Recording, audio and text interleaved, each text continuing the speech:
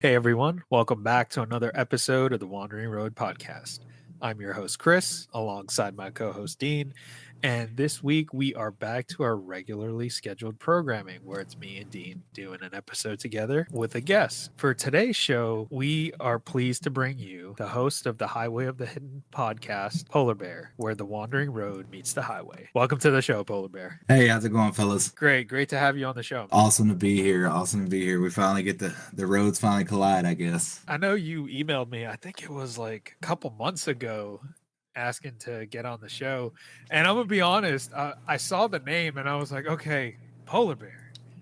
Is this a like spam message? Like, is this legitimate? Then I just pulled you up on TikTok and I was like, oh shit, this is like legit. He has a podcast. It's a pretty damn good podcast. So why don't you go into a little bit about your podcast and how you came up with the name Highway of the Hidden? Okay. Yeah. So my podcast, we cover everything from cryptids to conspiracies to paranormal. And pretty much in between that, I came up with the name. It took me a while actually because I was sitting in my studio or my den.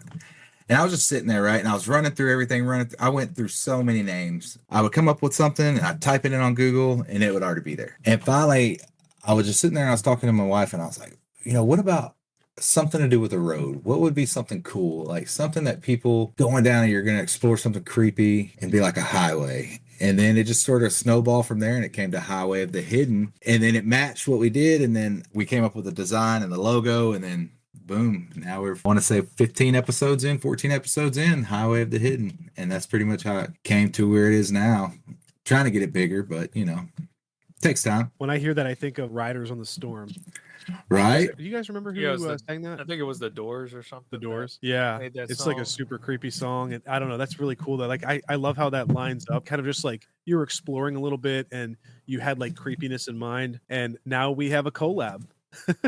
This is great. Like you said, the two roads meet. So Polar Bear, why don't you share how you got into the paranormal and why'd you end up starting a podcast? Back in 2009, I had one of my first apparition seeing encounters. I had a small one back in probably when I was like 16 in my old house that I lived with my mom. And that one really wasn't much, nothing. Went in with my dog. My mom and my stepdad went out to eat. And me and my dog had went in the kitchen, was getting something out of the cabinet. And I turned around and the trash can lid was swinging, right? Which was weird.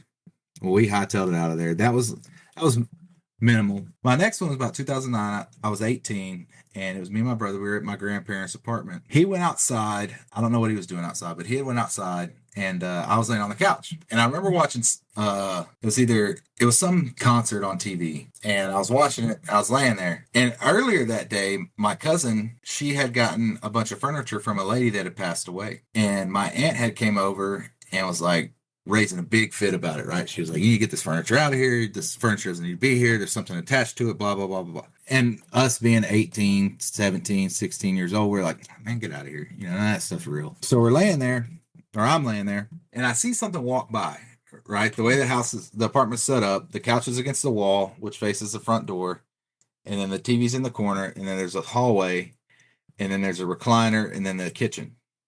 So the hallway is maybe 6 foot wide. And I'm laying on the couch, which faces the little hallway door. And I see something walk past out of my peripheral. And I'm thinking, okay, nah, I didn't see it, right?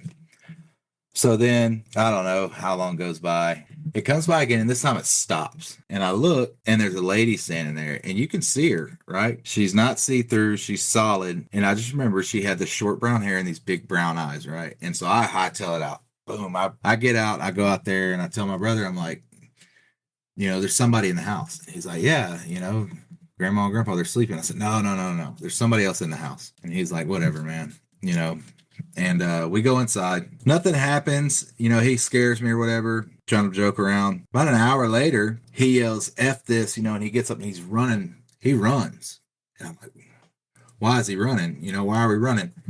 And I look, this lady is now reaching out from behind the wall trying to grab him.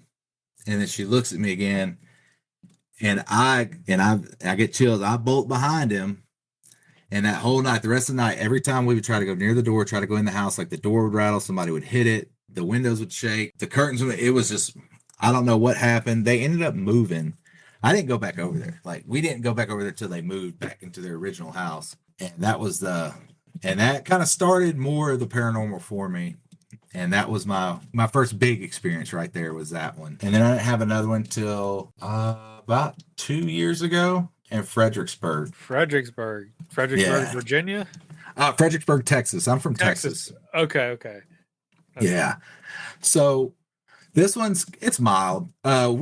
We paid to do this ghost tour, which, you don't really expect to ever see anything. And we had paid to do this ghost tour. And we go and we're taking pictures and we're doing the whole thing, and we're looking in buildings, and they're like, oh, these people took pictures over here. They seen a little boy. Oh, these people took pictures over here. They seen this old man. And you're doing all this stuff, right? And we're going down, and they're like, okay, well, now we're at the end of the tour. If you want to pay, I think $20 extra, you can go to the old jail, and we'll lock you in the jail, shut the lights off. Of course, I'm like, yeah, let's do it. The old lady, she's like, no, we're not doing that. I'm like, oh, it'll be fun. She's like, no, we're it. And the tour guide, there's only like 5 of us on there. He's like, all right, well, this is where we end. If you don't want to go, that's fine. So we turn around, and it's a 2-lane street. And then it's one story he was talking about.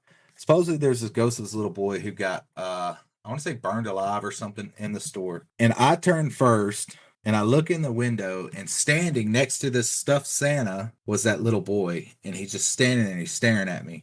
I freeze up right in the road. And it's like, oh, man, the whole encounter was maybe like 2 seconds, but it felt like forever.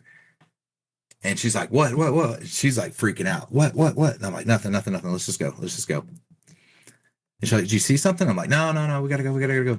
And so we take off, and that was and I didn't see anything else. Nothing else weird happened, but that was my Fredericksburg encounter. So if you ever go to Fredericksburg, Texas, do the ghost tour, and you might see something. A lot of people don't, but you might see something. Just, you don't have to go to the jail to see something. But apparently the jail's one of the most haunted places, I want to say, in that county or something. I know there's a lot of history there. Pretty cool. But yeah. And then my big one, the one that I'll get into. So this is my big story. I'm a crane operator, and I used to work out of town all the time. And I was working in Nebraska, Omaha, and I was staying at this hotel. And this is before I met my wife and all that. And I wasn't, living the best life. I was partying a lot, and I was in this hotel room, and it's a tough story to tell. And for like a week, I just felt like somebody was following me. Every time I would go in the hallway to take my dog out, or I would go to work, somebody was following me. I always felt like someone was in the room sitting with me, like behind me, it always felt weird. And I was laying in bed, and the night before, I went out and partied, and I was laying in bed. I was trying to just get ready to go to work, and I heard knocking on the door. And mind you, it's like 2:30 in the morning, and I'm like, man, who could that be at the door? And I was like, well, I'm not going to answer. It's 2:30 in the morning. And then I feel like a cold draft, and I have the covers up, and I pull the covers down, and I see this lady standing at the foot of the bed, right? And she's covered in blood, but from like her mouth down, like down here, she's covered in blood. And she's holding something in her hand. I don't know what it is. She like points at me, and she's just staring at me, and I'm frozen. I can't do nothing. Like, it's not sleep paralysis. I can move, like I'm moving, like I'm shaking, and I'm moving my hands, but she's just pointing at me. She picks her hand up, and I hear this loud clap, and I scream, man, because what in her hand was I guess was like I guess she had like killed herself, and I guess she was reliving it. I don't know. I don't know if it was demonic. I don't know if it's because of the way I was living or what it was, but she was gone, right? And after that moment, I got out of bed. I'm freaking out. I can barely breathe. I'm like, what's going on? What's going on? Not even 3 days later, I'm hightailing it, and I go back to Texas. But it was that was my big one, man. That was the one that really, I didn't look into it. I left it alone at that. I don't know. The hotel was in the middle of a field. So that was the one. It was, ever since then, it kind of stuck with me. And then, hearing like y'all show and other people's shows, it made me want to create Highway of the Hidden, to give people an out to come out and tell their story, to help them, get it off their chest and whatever they've been holding in, and meet cool people that, you're not here to judge, we're here to listen. And that's kind of what started it. And that's basically what my show's about. I'm here to listen. I don't judge anybody. I let them just tell their tale. If they say it happened. Who am I to tell them it didn't? You know what I mean? Yeah, definitely. That's the approach we take for sure. So those are really enthralling stories. And you had my hair standing up on the back of my neck for that last one. Chris, I'm sure you got a ton of questions too, especially about the most recent one. But I want to jump back real quick to the first encounter you were talking about and your brother, seeing what you saw and getting snatched, actually having hands, like feeling physical hands the person was experiencing at the time. And you said you didn't do any research into the most recent horrifying experience in the hotel, but did you happen to have any knowledge of that home, or did you do any did you do any research? And what do you think was going on? Like, who was the woman? Why did she look the way that she looked, and why was she trying to terrorize you guys? What's your best guess? Did you ever think about that? She tried to grab him and he ran through, but we figured out who she was. So she had OD'd on the furniture, and so that's how that had came. And they actually had a picture of her, and so when they showed us the picture of the lady, we were like, oh wow, that's her. That's what we kept saying, that's her, that's her, that's her. When she was alive, not obviously not a picture of a ghost, and then that's how we figured out who she was. I know her name and all that, but I don't want to say all that. Oh yeah, of course. Yeah. That's super interesting though. So do you think she was like, she must have been presumably tied to the furniture or, the house or the furniture. I want to say they found her in like a real bad way or something like that. So yeah, I know she had OD'd for sure. Like I said, if my brother was here, he could tell his side and, it'd make more sense. But yeah, so they found her. And then like within a week, they had gotten the furniture and moved it into the apartment. And just, I guess, so nobody took, I don't know why they took the furniture really. They had furniture, but I guess they just wanted more. I don't know. Free ghost furniture. I guess, yeah. And ever since then, I will not take a dead person stuff. I'm like, nah, you can keep it. I'm good. I'll keep pictures or something. That's one of Chris's favorite topics is like buying stuff from old places, old stuff from old places, especially mirrors. Fuck no. No, like as soon as you mentioned they took the furniture, I was like, okay, I know where this is going. Yeah, right. And that's how, and at the time I didn't know where my aunt was coming from when she was like freaking out about it. Because if you'd have seen the way she was like, get the stuff out, you would, and now I knew what she meant when she was like, get it out, like get it, don't even bring it in your house. And I guess it just moving it woke her spirit up, and she was like, why am I in this house? Who are these men? Why are they here? Because we didn't know the lady. Like my cousin them knew her, but we didn't know who she was. Yeah. So, I think it's another thing where you said she was found in a bad way, or she either like OD'd on the furniture. Like if you subscribe to the stone, like what is it called? The stone tape theory, where like objects hold on to energy of previous things that happened. So she could have been, let's be honest, when someone like ODs, their intention is not to die, and it's very sudden, it's very dramatic, it's unexpected. So her spirit, if that furniture was still in the house, like, left the way that it was, her spirit probably would have not known any better. But the fact that it was moved to a different location, it's kind of like, what the fuck? Like, this is mine. Maybe she didn't even know she was dead. Yeah. And a lot of that stuff happens, and the thing about those apartments is there's so many stories that come out of those apartments. I had a buddy that lived there years later, and he told me that when his son was real young, that he heard his son talking, and he's like, hey, who are you talking to? And he goes, oh, my friend doesn't like you. And he was like, oh, okay. My friend doesn't like you. Yeah. Okay. So he was like, oh, I guess it's time to go. But there's like a lot of those stories. There's a lot of stories that come out of those apartments because it's like an old part of town. And there's a lot of, I don't know if it's built on like a graveyard or whatever, but they're super haunted for some reason. And if you're from that area, like if you're from that town, you'll know the apartments I'm talking about. And it's one of those things. And some things that happened earlier that day that I was going to mention after the story, like 3 times shampoo bottles and stuff kept getting knocked on the floor, and the same ones, and I'd go and pick them up, right? 3 times I had to do it. And I'm like, okay, why is this getting knocked over? And never put 2 and 2 together until like the next day when my brother called me and he's like, dude, what's going on? And I'm like, did you see that? He's like, yeah. And we talked about it. I mean, we stayed up all night. We didn't even sleep. We couldn't. And yeah, those apartments there, I don't know, they need to be blessed or drowned in holy water. I don't know, but yeah, there's a lot of bad stuff that goes on there. And yeah, it's just one of those places, man. There's a book that I'm going to cover on my show, and they talk about a lot of places around that area that are haunted. And one's about like it's a treasure that if you find it, you can keep it, but if not, the ghost will drive you mad. And it's supposedly off in these woods, and it's a very interesting area for sure. It's old.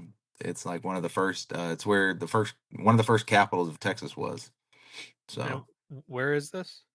It's in West Columbia, but the apartments were in Brazoria. But the where the treasure is in Brazoria, off the river, off the Brazos River. So off of I forget that road. Like as soon as you come into Brazoria, it's supposed to be off to the right hand side. Okay. And they had dug up a graveyard to build the new bridge on accident. And I know a lot of people got haunted that way too when they did that a few years ago. Man, there's a lot of stories and legends of people digging up graveyards and stuff happening to them around here. So this, I don't know if it's true, but this is what they said. So when they built the new LNG down in Surfside or Quintana, one of them, which is it's a gas refinery or a gas storage tank. And so it was an old pirate cemetery. They dug it up, and the 6 people that apparently had dug it up, all 6 of them died within a year. I want to say 4 of them in car wrecks and 2 of them like heart attacks, like on the site. I know one lady, they were building scaffolds to the top of the tanks to get ready to pour concrete the next morning or within the next 2 or 3 weeks. And she yells up to the scaffold lead man. She says, "Hey, I need to come up there with y'all." And he said, "Why?" She said, "I can't be down here. There's too many people." He said, "Nobody's out here but us." And she goes, "No, there's people down here and they're hiding behind the pillars. They're peeking out from behind the pillars." And he went down there and he's like, "There's nobody down here." She goes, yeah, look, you don't see them." And apparently he looked and he saw, I guess time appropriate attire, pirate looking guy standing behind the pillar. And yeah, they both went up the scaffold, and that was, so it was in, what was it, like 2004, 2005, that all took place. So it's been a while. We have this all the time. Like this is a recurring theme for us, where like someone's telling the most riveting ghost story, and then shit just starts going. Especially when they talk about like demon related stuff or demonic stuff. Oh we've had like drop calls, freeze calls. It's actually kind of strange. Like even from like a skeptical standpoint, it's like, well, how many times can that happen before you kind of are raising an eyebrow? It happens way too often. Yeah. And I'm trying to, and it's just randomly. I'm like, and I'll hear y'all, and then all of a sudden it just goes dead silent, and I'm like, jeez. And I'm looking, I'm like, dang, y'all. Yeah.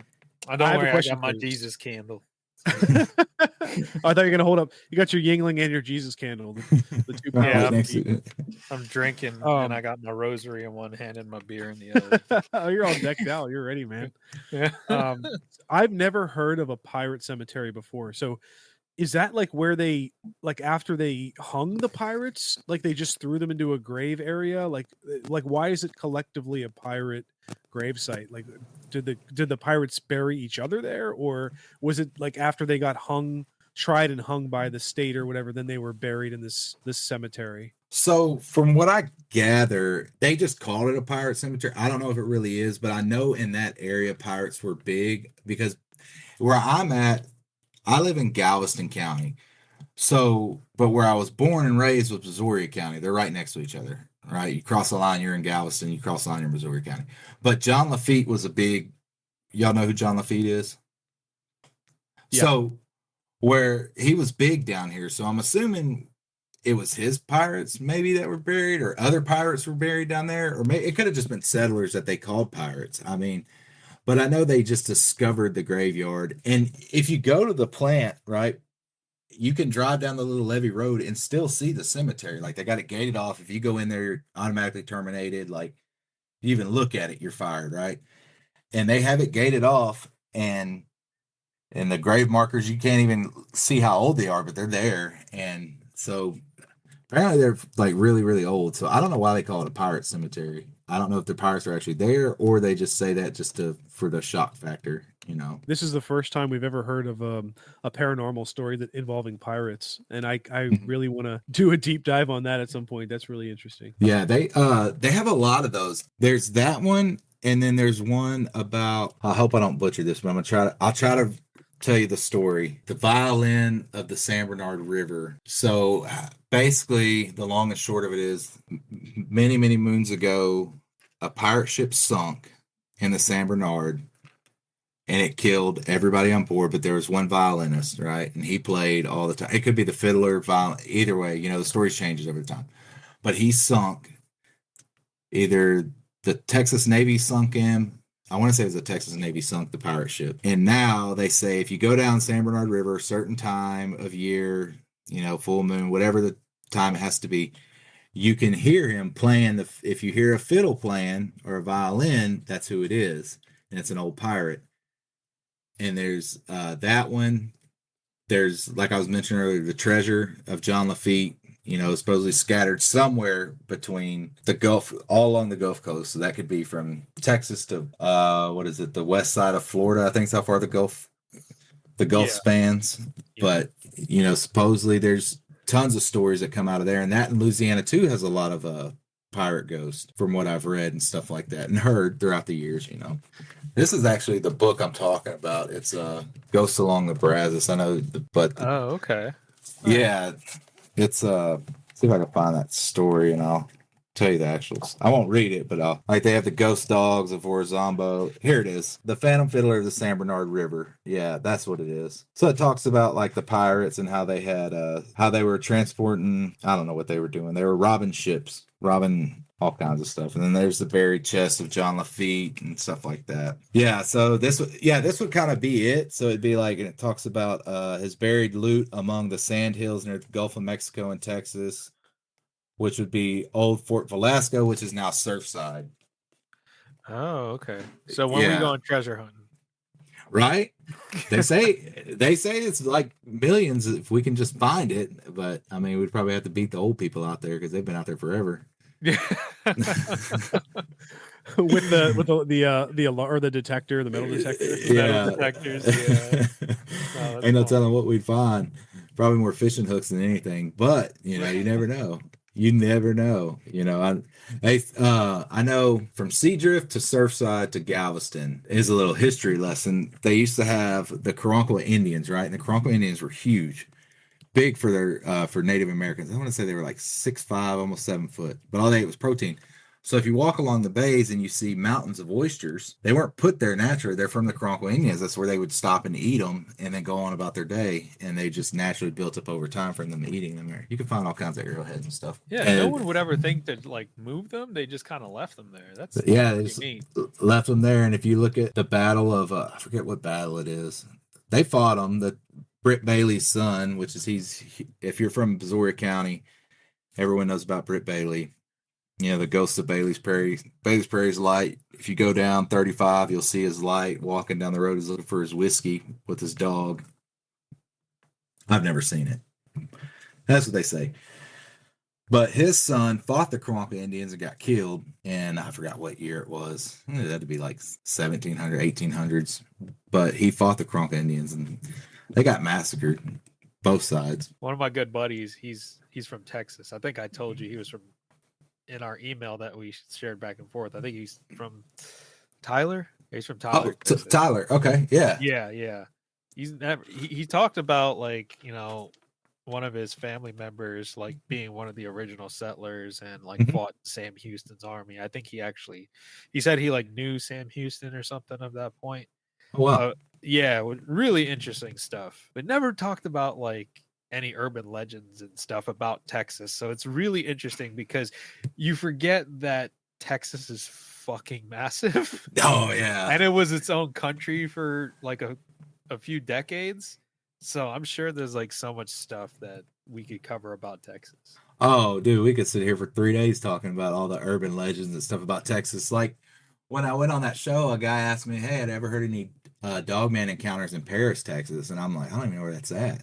And I was like, "Oh, is that West? Is that West Texas?" And they're like, "No, that's North Texas." And I was like, "Oh, well, I'm in the wrong place."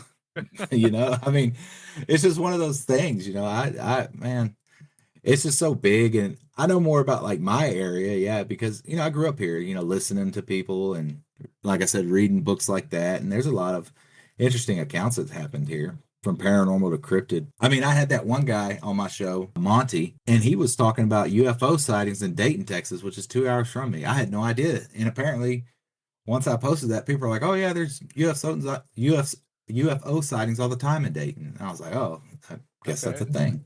Yeah. Yeah. It's like, I didn't know. Like, I had no idea. I'm over here figuring life out, and they're telling me all about it. Yeah, it's one of those things, man. Texas has a lot of history, but I like Texas history a lot. It's really cool. History in general, because I feel like if you like the paranormal, you'll like history because it goes hand in hand, I think. Yeah. And you don't have to believe in paranormal to like history, but I feel like you have to think there's got to be something there, you know? Yeah. I've said 1,000 times over, I'm a huge Civil War Mhm. buff. So I like going to battlefields and stuff. And there, you feel something when you're out in those places. Like, it's not the same as walking through a national park where you know Right. nothing happened. The only thing that happened recently in that area was like a bear took a shit in the woods, and it's Right. nothing special. But you go to a place like Gettysburg, you go to a place like Antietam, like once you step on that ground, you fucking know. They're like, okay, like it just feels different. Yeah. Like there's certain times where like you'll walk around broad daylight. It's like, why does it feel like there's people watching? Mhm. Now maybe because I was walking on the Confederate side, but it's Right. just like one of those things. Like, it's one of those Brown. things. Like what the Right. hell? And and that's true, that's a lot. They have so my brother, he's a big time history buff too, and like he loves Texas history, and he was telling me that there's these grave markers, and they call it Four Corners, and it's down there in Sweeney, and there's Civil War graves, and I want to say they're Confederate soldiers, but there's four of them, and every morning you can go there right now or tomorrow morning. If you look, and all four of those graves, dew will never be on the graves. They look like they were just put there, like the grass was just laid. It's weird. Oh I haven't wow. seen it. Yeah. And he's supposed to come on and talk about a lot of that stuff that he knows, because he knows more about it than I do, like a lot more of the ghost stories and legends. But yeah, Civil War. There's so many cool like ghost stories, like the one I'm sure you heard them, like where the guy's talking to a guy. What does he go and set up camp, right? And he sets up, and they're like, "What are you doing?" And he's just like sitting there, and then the next day he's gone. He's Like, gone. Yeah. yeah, or who was it? Was the reenactors were passing a platoon, and I'm like, man, nobody else is supposed to be out here. I wonder what these guys are doing. And then they Yeah. ended up They're being, like just marching. Yeah. yeah, like that's what I think is so cool about it, is because, and paranormal is very awesome to me. Like I like it, and some people, they don't like to dive into it because it is pretty scary at times, because you can, like you said, you can get into you can get pretty demonic really quick. You can get evil really quick, and Yeah. it's not always Casper. Oh no. No, it never You is. know. It rarely is. If you've never been to Gettysburg, I highly recommend it. You'll love it. And so we walk out the shop, and there's this guy. He's dressed as like he's part of like the Alabama regiment that took place and participated in Pickett's Charge. Mhm. Um, and he stops us. He's like in character. He's like, I'm gonna have to confiscate this candy as contraband, for the Confederate States of America, yada yada. So we get to talking, and he's talking about like how like one of his relatives was actually in Pickett's Charge and he survived, and he had the musket with him that his relative actually used. It might have been like a great grandfather or something like that. He showed me pictures of like his headstone and everything. What's interesting is that he actually gives ghost tour, and one of the ghost tours that he did, I think at the time, like it might have been during like the days of the battle. So when you go during the days of the battle, July 1st, 2nd, and 3rd, people, even tour guides, will dress as soldiers. They'll dress period outfit. So obviously he was dressed as a Confederate soldier, and he took his group to this one cemetery where some soldiers were buried, and they were part of like the colored soldiers regiment, as they called them back then. And like people were snapping pictures, and one of the people snapped a picture, and when they got back, he showed it to him. The guy was standing there, and sitting on the headstone was, you could make out it was clearly one of the soldiers from the colored regiments just staring at the tour guide, because he was dressed as a Confederate soldier. And he said to the group that he worked for, he's like, I'm never going to that place again. If Oh I do, wow. I'm not wearing this type of outfit. So Yeah. because these spirits, they don't know the modern context. Mhm. They only understand what their time period allowed them to understand. Right. So it wouldn't be surprising that, former Union soldier is just grilling someone that's dressed as a Confederate soldier. So that's definitely a Yeah, because they didn't know, they didn't know any different. And then they died suddenly. To them, it's still whatever year it is. They don't know.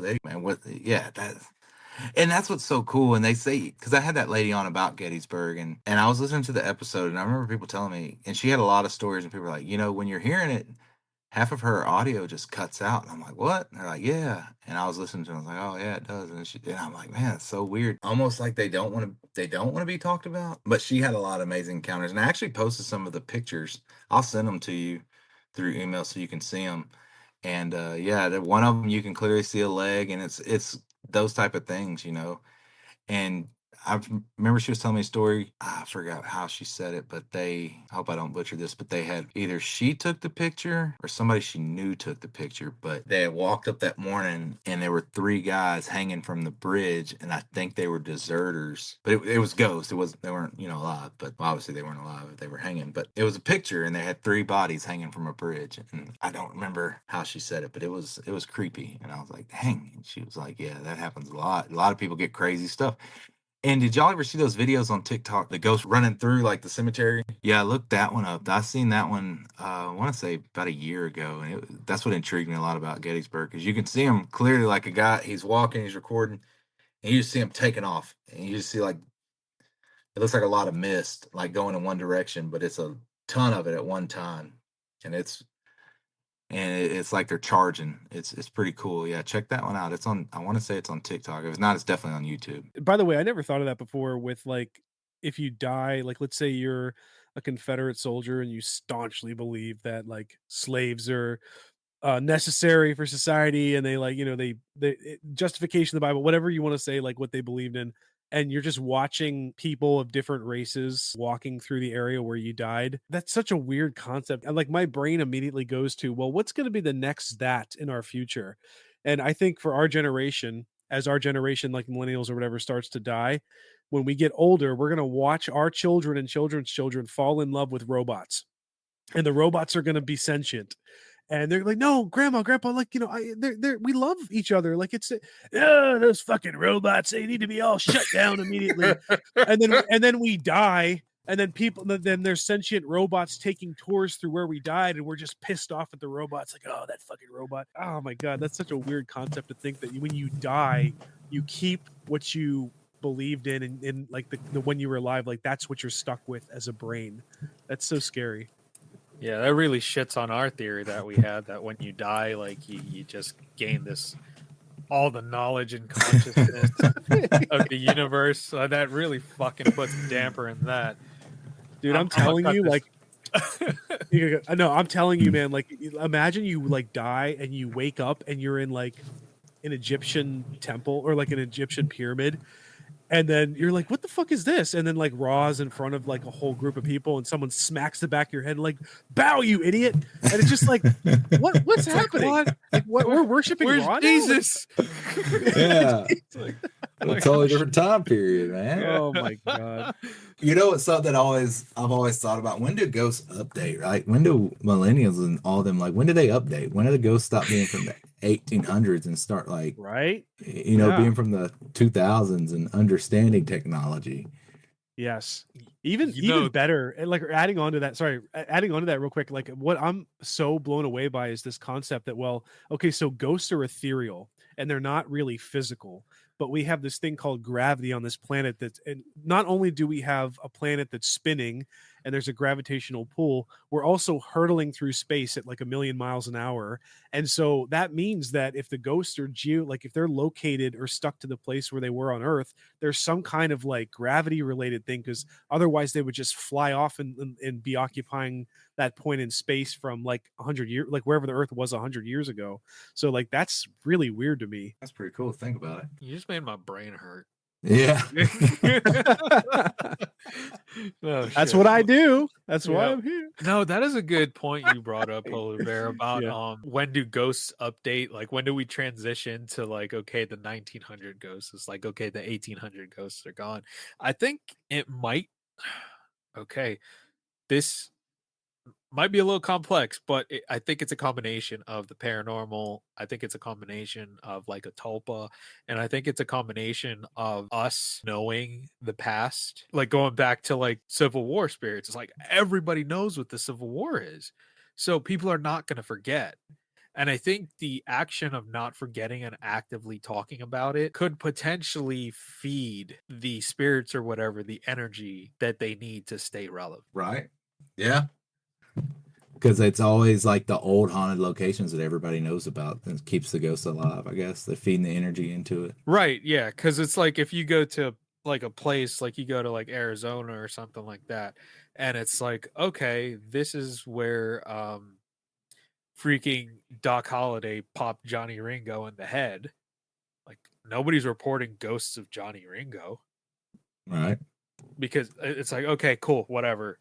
But then you talk about like Gettysburg and like Fredericksburg, the Battle of Fredericksburg, and all these different places. It's like, okay, that makes sense as to why these places are consistently haunted, because people are always talking about them. People are going there. People are going there looking for something, as opposed to just, just letting it disappear. Yeah, that makes sense, right? So it's almost like talking about it just keeps them alive. Other than so who knows? Maybe I guess like in the future, places that like we die and if we become ghosts that we've been to, we'll be haunting around because people will keep us alive. Yeah, maybe our podcast will keep us around. Right? Maybe Right? the haunted podcast. That'd be a good one. It's like, fuck, I'm trying to cross over. Stop listening to my show from 200 years ago. Yeah, stop playing it. It's irrelevant now. Everybody knows. Yeah. Or worse yet, we can't move on until we get like a million listeners and we're just sitting there like talking to a ghost. Oh, God. Well, y'all are closer than me, so I guess I'll be stuck here a little bit longer.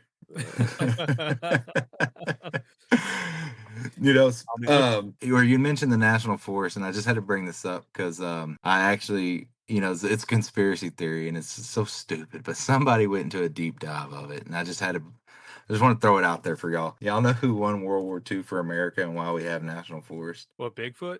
Yeah. Stop. That's a real thing. That's a real conspiracy. Yes, they say. Wow. I believe in cryptids 100%, right? But right. They truly say there's people out there. There's a group. It's a small group, but they believe that Bigfoot was recruited to World War II. And he went to Germany, whooped a bunch of ass, and then came back. And they said, "Okay, you can have National Forest, and we'll leave you alone." Oh, hold on a second. Yeah. Actually, I'm not saying. Okay, hold on. I'm not going to be an idiot and say that I believe that. But what I do like about that theory is the concept that Bigfoot is responsible for something that he's giving to somebody on this plane, like humans, and that group of humans are protecting him and his group. That's so fascinating. I have never, that actually kind of like ticks up my believability in something like that, like somebody physical, because we've all heard the theory that Bigfoot is like supernatural, or there's something supernatural or alien hiding it. But I never thought of that before, that maybe someone in the physical realm has an equity or a need to hide Bigfoot or paying him back for something. That's super crazy. Yeah. And I couldn't believe it when I heard it. Well, they say the National Forest is where they're at because even Teddy Roosevelt writes about an encounter that he had with the Bigfoot. And there are, this is, not the World War II, but there are people, that think that that's why the National Forests were created, to protect them and keep them away from civilization, because some of them do eat people. Some of them, they will go after you. And I think that's what, that's why they were created. Until we have one in a lab studying it, we don't know really. But there's so many different fences with the Bigfoot. Are they interdimensional? Are they an old ape? Are they an offset of human? Are they what are they? Are they Neanderthals? Are they this? Are they? It's so many different stories on what they could be. But yeah, so the World War II one is why we won. It wasn't Steve Rogers. It was Bigfoot. It was Bigfoot the whole time. Bigfoot was the real Captain America. Yeah, we didn't know it. We just didn't know it. Somebody figured it out. And that's what I love about the conspiracy world, right? You never know what you're going to find. And you just got to research it and you'll find something of why something exists. I don't know if I told y'all, but I did have a cryptid encounter. So I have seen a Bigfoot. I was 10 years old when I seen it, deer hunting, and it wasn't long. It wasn't like a drawn out dramatic encounter where we had a standoff, Wild West style. It was quick and to the point. I told it on my podcast and when I went on DA's show. But basically, so I was deer hunting with my dad. We were in East Texas, and he said, "Hey, grab me a beer," and I turned around to get it. And when I did, I seen this. There's a big pine tree, and it comes down. The branch comes down, but when the branch touches the ground, this massive monkey looking thing gets up and just darts full speed. The whole encounter was 10-15 seconds, full speed into the woods. Never saw it again, never saw any tracks. But the fear I felt from that was real, and that kind of started my belief into it. And growing up in the 90s, we had Unsolved Mystery, we had X-Files, we had Are You Afraid of the Dark? We had all that stuff, right? And I remember them talking about the Florida skunk ape after that on Unsolved Mysteries, and I started putting two and two together.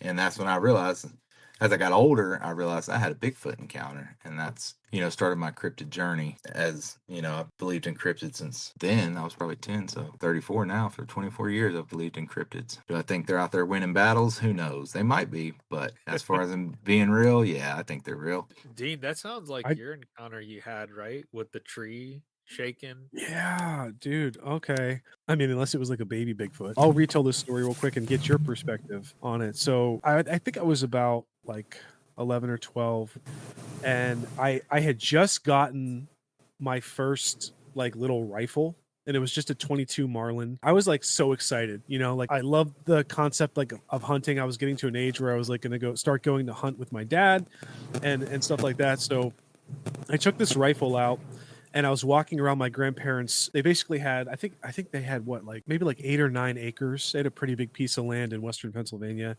and it was up on a hill, and it went down over to this ridge. And so I was walking like maybe about a quarter of a mile away from the house, and I was coming around this straightaway, or coming through the straightaway, coming around this big set of like 3 or 4 pine trees that are probably like, I want to say they were probably 30 or 40 feet tall. They were huge. And the second one from the direction that I was walking parallel to them. And so the first one I was like kind of catty corner to, and I could see the second one from like maybe a 45-degree angle of my view from where I was standing. And then suddenly the wind picked up behind me, like a big whoosh, like kind of pushing me towards the tree. Right. And then the wind died down and it got dead calm. And of course, in that moment, I wasn't thinking anything. I was like, oh, wind, it's like nothing has sparked my concern yet. But then out of nowhere, like just randomly, suddenly, the second pine tree, this massive 30, 40-foot pine tree just starts shaking. I can't even imagine what force would generate the kind of shaking that it was doing, but it was the only one of the 4 that was moving violently. The other ones were not moving. So looking back on them, like, yeah, unless there was some weird mini tornado that came around and was blowing it from a different direction, that's the only logical explanation I can think of. But what happened after that, the tree was shaking for a good 3 to 4 seconds, and then it kind of died down. And then I turned around, like I'm looking around me, and as I turn back at the tree, I see this blur come down from out of the corner of my eye, like from the tree. It was probably the size of the blur was the size of like maybe a small cat, or like a medium-sized cat, or a small dog. And it just zoomed past me and went down over the berm. But I'm talking about, when I say blur fast, I'm talking, it took 2 seconds, total 2 seconds for it to pass maybe like 25 yards. It was just, it literally flew, but it was clearly running on the ground, whatever it was, because it wasn't flying. It was actually traveling along the ground. Then it went down, like as I fixed my gaze back forward, it had gone down over the berm already. And I heard the rustling and stuff down over the berm, and it was gone. And to this day, and I, by the way, after that happened, I turned around. I've never run so fast. Like, I've always felt so safe on my grandparents' property, even going out, like with all the wildlife and stuff. I've never felt in danger going out by myself. That was the one time in my childhood I can remember where I was scared. I dead bolted back to my grandparents' house. To this day, I don't know what that was. That is crazy. So, man, imagine the strength to shake that pine tree and then run that fast. Yeah. But be that small at the same time. Yeah, exactly. I guess it could have been like, I don't think we have cougars, or like, I don't think we have I don't even know what would be around there in terms But of like a wild cat. even if you did, they wouldn't shake a tree like that. No. Yeah, right. They have baby Sasquatch. There's families of them. So Mm. it's not out of the realm of possibility for it to have been a juvenile Sasquatch. Yeah. And That's then super shaking the tree and then trying to get to its mama because they are fat. I mean, they're not slow animals, Yeah. whatever they are, animals, interdimensional beings, whatever they are, they're not slow, right? Anybody who's had a sighting will tell you they're fast. They move like they boogie. And I watched a History Channel thing on them, and I think like our gate to their gate is like, was it 6 foot or something? The way they can step to ours. If you watch the Patterson Gimlin film, like the way she steps, and even if you put like a average sized human male, right, it wouldn't fit, right? So the amount of space she covered. So you might have actually had a baby Sasquatch encounter. It's not out of the realm of possibility. And you said it was in West Virginia, correct? Or Western Pennsylvania. Western Pennsylvania. I mean, there are sightings that come out of that area. A lot of them. And I just, from my memory, I had to like double check. I actually typed in 40-foot pine tree to see like what that looked like, and I was totally off. It was bigger than that. It was easily 50 or 60, but it was like a massive pine tree. And Yeah. so yeah, you want, like, if you could get a visual, like anybody who was listening to that story, like, well, yeah, I could see how a 30-foot, 40-foot pine tree might be shaken by a medium-sized animal. And no, I was wrong. It was bigger than that. It was easily 50 feet plus. And no cat's gonna be able to shake that and then run that fast past you to where, you know what I mean, and then go down, cover 25 yards in a few seconds. That's a lot. You would have to be moving. Yeah. I have to ask you real quick though. So I just saw a video of a recent Bigfoot sighting, and it's something that sparked my interest was the idea that so much of the evidence that exists is like the physical evidence is like you have footprint, right? Like the footprint is like one of the quintessential pieces of evidence, and all the footprints that I've ever seen of potentially belonging to a Bigfoot are like a human shaped foot. So you have it's basically like it looks like a human foot. It's just massive. But then I started thinking like, well, I saw a primate the other day, like on a separate video, and I noticed its foot had that toe, like the big toe was much low, like set much lower on its foot to the left side or right side, kind of like towards the middle. And I'm like, that does not look like a Bigfoot footprint. So like then you have to start thinking like going back to what you said, does that mean it's more human? Like it does. It's probably not an old ape in that case, because I think even Anthropithecus what is it? Gigantopithecus. Gigantopithecus, yeah. Like even that one had more of a primate looking foot. So that's actually kind of strange to think that the Bigfoot might be closer to the human side than the primate side. Yeah. Well, and like you said, most of the tracks, they look like bigger human feet. And it's always their big toe is always the biggest because I think they balance on that because the way they can climb, right? And so, but they've also found some that only had 3 toes, right? It's kind of like, it looks like that. And weird. I've never seen that.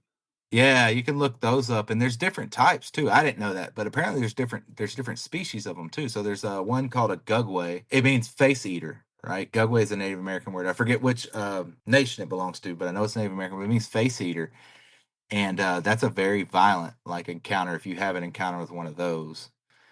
And yeah, it's 3-toed. It's like it's a foot, but it only has 3 toes. Some of them do have the more like the lower big toe, like a more of a primate, and some of them have more of a human foot. I think it just depends on the region you're from or how inbred they are too. Because I know there's not just one running around America doing everything, right? There's obviously groups of them, and I think it just depends on where you're at. And I know the ones in the Northwest are more relaxed, more chilled out. Then you get the ones that are in the South, the southern states. They're more aggressive. The East Coast, like the Appalachians and all that. They're really aggressive. And then it goes up. In Canada. Canada's kind of a mix. They're kind of both. It just depends on where you're at, really. It's Chris, where's the one that's the horniest? Where's the group that are the horniest? Because that's the story we had about the glowing. Did you listen to that one, Polar Bear? The episode we had There was a story about a glowing Bigfoot dick. Like a woman was like looking out of her window and she saw this like glow, and then she reported like it banging on the side of her house. She's like, that thing wanted to sleep with me. Hey man, they all have needs, he just wanted some. Yeah. It's funny. The West Coast Bigfoot are chill. Ones from the South and the Northeast are assholes, which checks out with the population. Right.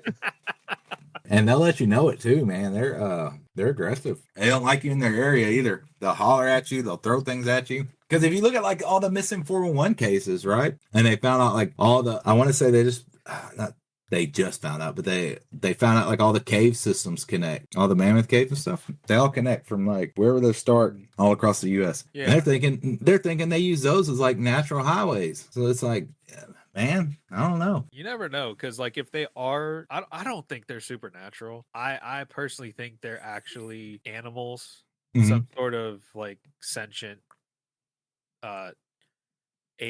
primate that is really good at avoiding people. Like you said, Native American nations, they have their stories about encounters with them, and I'm sure at one point or another they clashed. So it's like, okay, these humans are fucking crazy, like I don't want anything to do with them. So they probably evolved to the point where they're like super evasive. They're like really good at that. Yeah, I've seen shit like where people say Bigfoot are Nephilim and aliens and all the fucking ancient aliens. They're saying like Bigfoot are aliens, like that. Like, come on, like. Yeah. I think they're real. What was that one documentary? That one dude set a trap because a Bigfoot kept coming to his cabin or whatever and like banging on like the walls and stuff. So he set this trap where he covered it with grass or something, but there was spikes on it, and he actually got it to step on it, and that scared it off. But there was hair and blood left over that he gave to a lab that they weren't able to determine what species it was. Oh, like, wow. It was not in the database or whatever of like DNA archive that they had of like primates and other animals. Right. So, well, I think it's possible that they're just an discovered but still an unknown type of species. Yeah. That's my opinion. I think they're animals. I don't think they're an alien. I mean, like you said, you can get into arguments all day with people on what they are. Nobody knows. I think they're animals. They, some people say they have infrasound. They have all these different powers, and they can. But the Native American nations went to war with them for hundreds of years before we even set foot on this continent. Right? The Vikings talk about going to war with them. They talk about going to war with a giant hairy man. Right. And it's just, they've been around forever. The story the stone giants, they called them that because they would take mud and rocks and put them in their fur so the arrows couldn't penetrate. Well, when the Native Americans got guns introduced to them, it changed the tide. Right. They were able to just shoot them. Then it was blowing through them. There's so many different stories and tales that you can go into with Bigfoot. Like I said, I could sit here all day and talk about it, and it's just, and there could be two listeners that say, "Oh, I'm wrong," Right. Yeah. But you never know. No, I completely agree. I think what we need to do, Polar Bear, is one to get you back for Texas Ghosts and Legends episode. Oh yeah. Need you back for a Bigfoot episode. So I'm definitely down. There are people who experience paranormal and they're more sensitive to seeing it, and then there are other people who go through their lives and they can go to the same place. Like you were talking about people who do grave robbing and people who get cursed and stuff like that from grave robbing.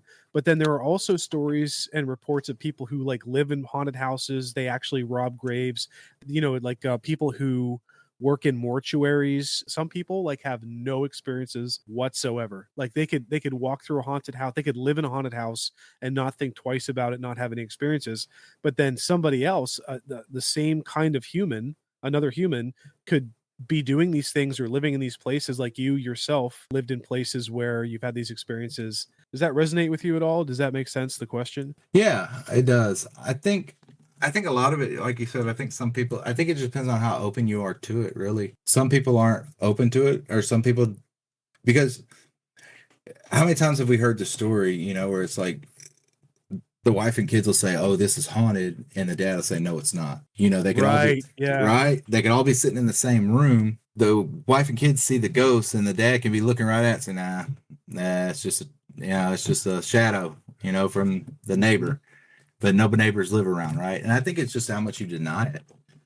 And eventually, I think if you lie to yourself enough, you just know it never happened, right? And me, I'm That's open to actually, it yeah. because I believe in it, That's a good point. Like, it's very possible that all the people who claim to never have any kind of experiences are just tuning it out. And Mhm. this will, like, Chris, I know you stepped away for a sec, but like I asked the last question. The question was basically like, well, why do some people have experiences and other people don't? They could both be robbing the same grave or living in the same haunted house. Some people have experiences, and some people say like, I didn't get anything. But Polar Bear just wrote, like, he just brought up a good point, which is like, well, maybe the experiences that people are having where they don't claim anything, they're still seeing stuff, but they're just writing it off every time. And that goes back to what your experiences, Chris, with your dad, right? Like, your dad was so skeptical at first, and he completely denied all that, and then eventually he kind of opened up to the idea about it. Even myself, like up until recently, I tried to explain it away, right? Because what is the alternative? Right. You acknowledge that this happened, and it's like, it scares the shit out of you because in the back of your mind, you're like, okay, if that happened once, can it happen again? Will it be worse this time? You don't know what could potentially happen. And I think another thing is really fucks with people's belief structure. Because if you are, let's say if you're a diehard Christian or Catholic, right? And you are, let's say for some reason or another, you're in the Middle East for work or something like that, right? And you have a fucking gin encounter. That rocks the foundation of like literally everything you might believe. Mhm. So I could see it from that perspective, especially because there are like groups of Christians that don't believe in demons. They don't think demons are a thing, Yeah. which is fucking baffling to me because Yeah. Right. I always bring up the point, like if you read the Bible, Jesus casts out legion. He did. Yeah. So it's what's the word that we use, Dean, about that? What do we call it? Cognitive dissonance.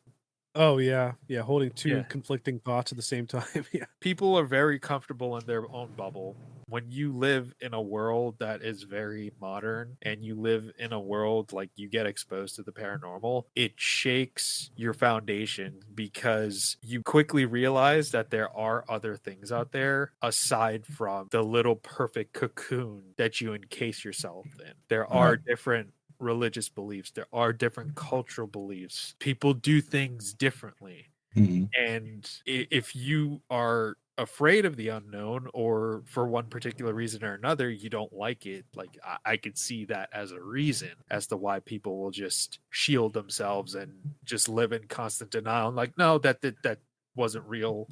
No, that was a gas leak. It was the wind. It was this. It was that. It was some sort of explanation. That's true, right? So a lot of people, they fight it to the very end. Oh, no, that never happened, and the ghost could be standing right there next to them. They're like, nah, that never happened, And then there's some people, that's what it is, and that's what it is. And I think it also goes to, there's people where everything's paranormal. Every creak, every scratch, every bump, that's paranormal, and I think it's that way too, you gotta look at it from every direction too. My last encounter, right, the creepy one, if I wouldn't have seen it for myself, Yeah. I would think it was fake, right? I would think the story I was made up, right? If I wouldn't have lived that fear and seen that woman, and I'm not talking about the one with my brother, I'm talking about the one in Nebraska, it would have been a movie, right? Like, oh man, that's something you saw on YouTube no, I lived that. And I think that's what, terrified me the most. It made me change my life, right? It made me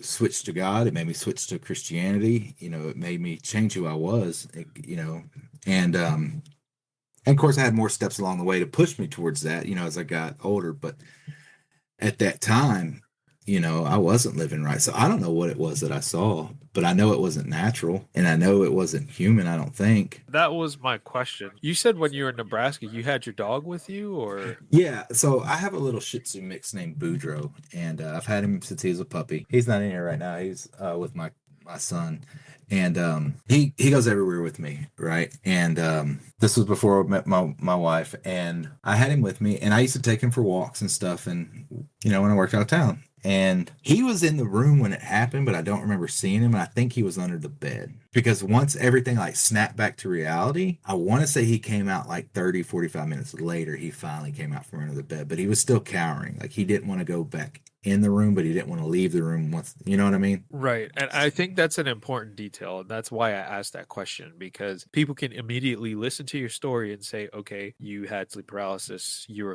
hallucinating, the lifestyle you were living at the time, it probably affected you mentally. And that was maybe a manifestation of you knowing you were engaging in all this negative activity, and it finally took its toll on you. But the fact that your dog was there with you, Yeah, and was still cowering after the fact, I think that's an important detail that would be like, you could point to that and be like, look, my dog was scared shitless for the next fucking hour after that happened. And he likes cheese, right? And I couldn't even get him to like do stuff for cheese, and I would try to give it to him, and he wouldn't do it. Like he wouldn't move. He didn't want to come out. And that's how I knew before I left. And I want to say it was 2 or 3 days, maybe a week after. I don't know the time frame, but before I left, like the room never felt the same, right? It was dark. It was heavy. It was just like when you walked in there, it sucked the life out of you just being in that room after that. And I think me being negative drew more energy to the negative, which gave it power to finally be able to manifest and show itself. And I think it's what happened. Because I do think that sometimes we're not all perfect, right? Mm-hmm. We all engaged in shit that sometimes we're not proud of, whether you have some sort of issue or something, that sometimes that could, like, negativity can open a portal to something. And maybe within that general area, like you said, it was the middle of a field, right? Yeah, it's in the middle of the field. Yeah, so like, deer everywhere. Like you never know, like whatever that thing was looking for someone to attach to, yeah, or someone to make its presence known and scare the shit out of you. Mm. Because we're talking about this thing, and I don't know about you, man, but I didn't see the fucking thing, but I have this picture in my mind's eye of this like lady like covered in blood, just like you described, and it's terrifying. And I'm just getting goosebumps, and it just feels like there's a distinct feeling you get. Not everybody gets it, but when you talk about certain things, it knows when you're talking about it. Yeah. And when I tell the story, I always say, when I tell the story of what I went through, I can sense that feeling of like, okay. Oh, yeah. You telling that story and us just talking about what you went through, I just got this feeling of like, it's listening. Yeah, and I get that a lot, man. And even some days, but even like when I first dove into like my ghost book, right, my Ghost Along the Brazos, and I was going to do an episode on that, right. I'm still working on it, and like just sitting here right by myself, and I could just feel like how I'm looking at you in the camera, and I could just feel like someone was standing right there, like the whole time. And it's just to the point where it gave me anxiety. I had to unplug everything, and I had to go to the living room. I was like, yeah, I can't record right now. Like it just, and it's only when I start doing my paranormal episodes, like when I'm doing my cryptids, it don't matter, right? I can go in all that. When I'm doing my conspiracies, it's cool. But when I go into my paranormal, or when somebody comes on and they're telling their paranormal story, it's like I have to kind of wrap it up, or like, yeah. I usually don't talk. I'll sit there and let them tell me, and I'm like, all right, cool, and okay, you good? And they're like, yeah. I'm like, all right, cool. And then I'll get out of the room and go edit it in the living room, because I just can't be in the room. Like it's just one of those things. I get it 100%. One more thing I'll say is, like, JJ like always says, and Father Birdsong always says, that these things don't like when you talk about it. Mm-mm. They do not like it, because you're bringing attention to them, and you're talking about ways, not all the time, of like the way you could fight back. Right. So you just open yourself up for being a target. So yeah. That's one thing I'll say is, like, just be careful. Oh yeah. You just got to be careful. You got to know like when to protect your peace, whether if it's something real or it just takes a mental toll on you. Like it, there have been times where me and Dean will like have enough episodes in the bank, but it's like, dude, we got to take like a 2-3 week break. Like it's. Oh my God. Yeah. It was even worse in the beginning. Like I felt the same thing you guys are describing after talking about some really heavy stories with people going through experiences and stuff and just visualizing. And I got to tell you, like, I feel like I generally am pretty good about just switching stuff off and moving on to something else just because I have so much other shit on my plate. But I'll admit openly, there have been times where I carried those stories and images with me for days after, and they actually kept me from sleeping. And I think there's a difference between like when you say to someone, oh, I couldn't sleep, I was thinking about something so scary, or I had a nightmare. You imagine someone cowering, just like ruminating and thinking about it, but that's not what's going on. Like you aren't actively thinking about it, but you just feel like there's something wrong. You feel like you just can't sleep. There's something physiologically off about you, and it's a whole different experience. I don't have too many paranormal episodes, and a lot of it, like I said earlier, it's hard to get people to open up about them. But when they do, man, it's always they're usually pretty intense. They're not usually, I walked in a room and there was a ghost, and he left and I left. It's usually like that. It was there, I was there, and it was wanting to cause some harm. It's never just a Casper. And I've talked to paranormal investigators, and even their stories are just like, man. Like I've asked them if you had any friendly experiences, and I said no. All right, cool. Well, I guess if that's what you're after, and sometimes you do need a break from it, and it's hard, especially starting out. It's hard to get a break because you're trying to get going at the same time, and balance everything. So I don't know, but I've I usually just pray and prayer protection, and then let it rip, and see what happens.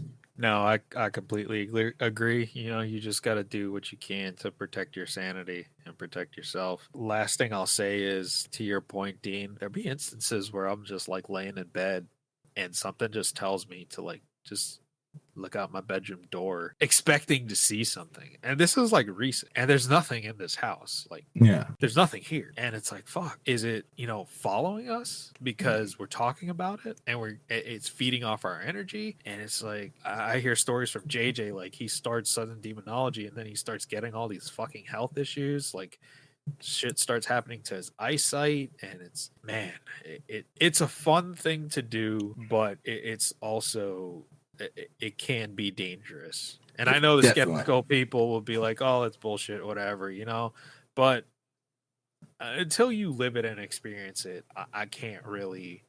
Yeah, it's one of those things you have to experience yourself, right?